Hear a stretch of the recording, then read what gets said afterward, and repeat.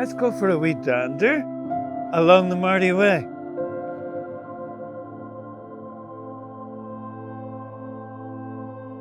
So on my street art, music and pub experience, we check out the Oh Yeah Centre. This is one of the places we pass by.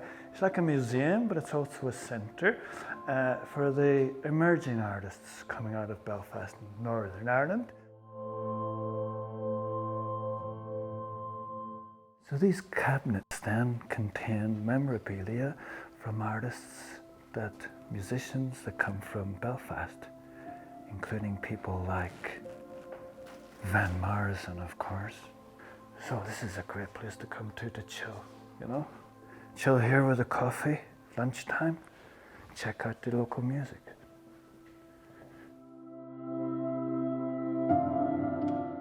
This wee bar here is where Snow Patrol had their first gig to an audience of 32. So coming to Belfast, no tour is complete without a visit to the Black Box. Yeah, you want to meet the local people? This is the place to come to. Go to their shows. There's always a notice board of what's happening. Yeah, I'm going to see a band called The Unholy Gospel, probably already sold out.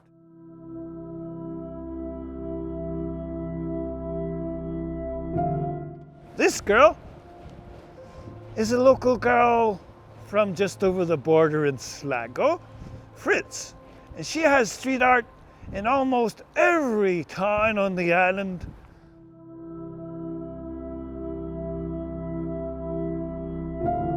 This guy, international street artist, loves coming to Belfast, and he has quite a few pieces in this little alleyway.